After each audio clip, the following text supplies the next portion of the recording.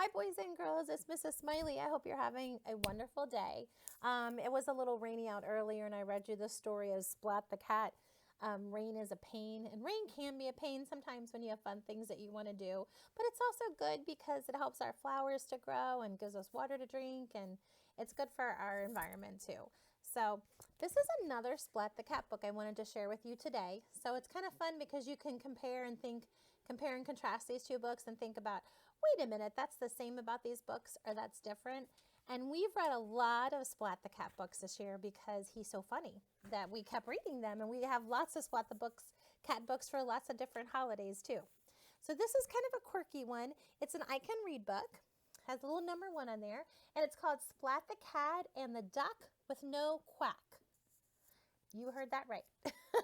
And here's the little duck that must not have a quack. And then do you remember Splat's very best friend Seymour? Always look for him in the pages. And this is written by Rob Scotten.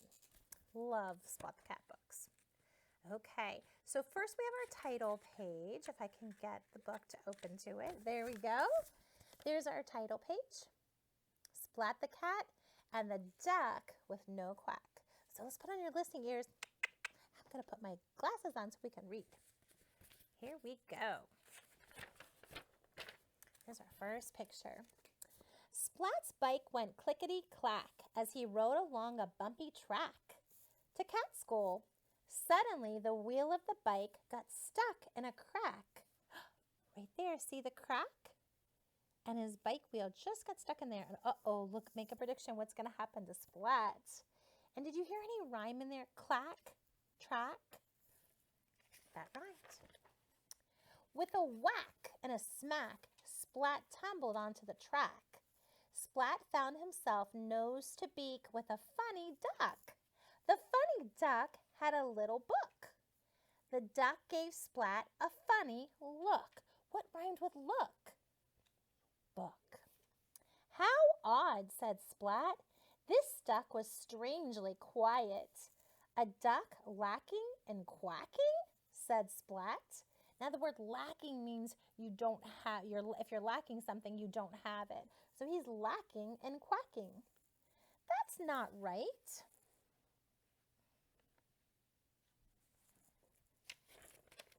Don't worry, duck, said Splat. You must be lost, and I'll take you back to the pond. I will help you. Get your quack back. Splat picked up the duck and with the little book, and he put both in his backpack.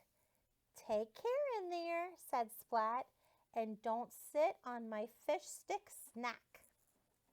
Lots of rhyme in here. Splat, we had the pack, snack, book, all kinds of things. Where's it right? Splat put his backpack on. He got on his bike and set off again along the bumpy track toward the pond. Splat's bike went clickety-clack, clack, clack, clack. Oh my goodness, boys and girls, look at that bike. It doesn't look like it's doing too well. Splat stopped by the pond. He opened his backpack. Duck popped out, looked about, then popped back in again. Maybe Duck isn't lost, Splat said. Mrs. Wimpy Dimple will know what to do.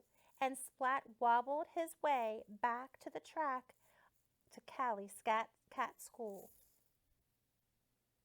So he's taking the duck back. When Splat got to school, he parked his bike in the bike rack shack, and he dropped his backpack on the bumpy track. Duck looked out from a crack in Splat's backpack. Duck saw Spike's silly grin, and he had a panic attack. Oh no, what do you think he's afraid Spike is going to do to him? Because remember, Spike is a cat, and he's a duck. Eat him. Let me turn the page here. Duck jumped out of Splat's backpack. Duck, duck, yelled Splat.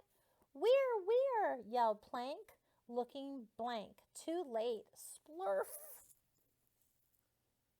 Uh-oh, what is going to happen?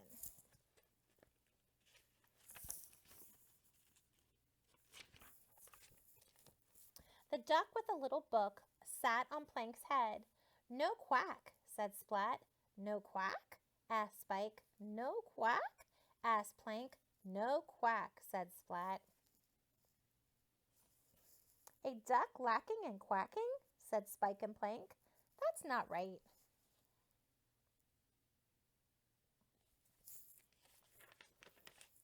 Maybe Duck is hungry, said Spike. Spike took the fish stick snack from Splat's backpack and he gave it to Duck.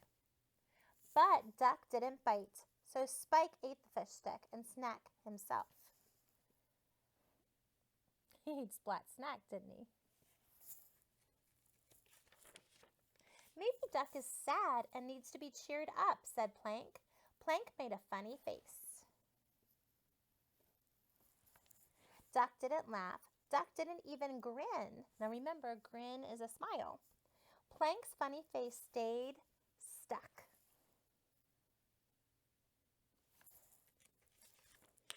I know, said Kitten. Duck needs a bow with a little pink dress to match. That will bring Duck's quack back. You think a dress and a bow is going to bring Duck's quack back? Sure looks cute. But the bow and the dress were not a success. Duck's beak stayed firmly closed. Mrs. Wimpy Dimple will know what to do, said Splat. Now, do you remember who Mrs. Wimpy Dimple is? Their teacher, right? Mrs. Wimpy Dimple looked at the duck. A duck lacking and quacking, she asked. How very odd. But the answer must be simple, said Mrs. Wimpy Dimple. I will examine this duck with the little book, said Mrs. Wimpy Dimple. She played some music to test Duck's ears. Got a violin.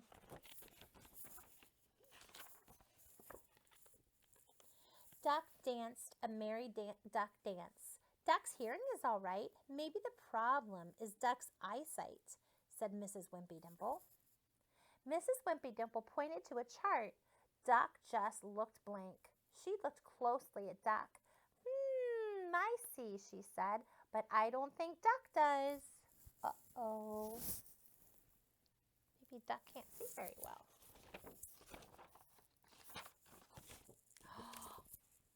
Look at that picture. Mrs. Wimpy Dimple put her glasses on Duck's beak. Duck blinked. Duck opened the book and started to read out loud. As he read, Duck began to quack. Quack, quack, quack, followed by a quack, quack, quack. Hooray for Duck, cheered the helpful cats.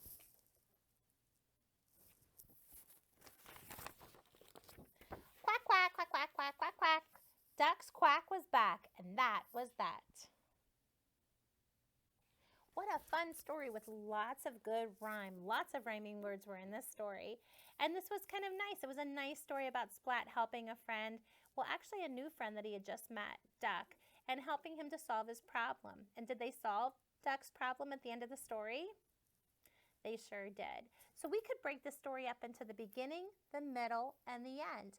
In the beginning, he found Duck, and he realized this duck doesn't quack.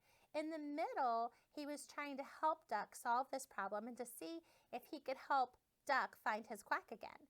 And at the end of the story, they found Duck's quack. Mrs. Wimpy Dimple was able to help Duck, just like Splat thought she could. So what a cute story. So boys and girls, I'd like you to draw a funny little picture today of Splat, and maybe you could draw some of the characters in the story.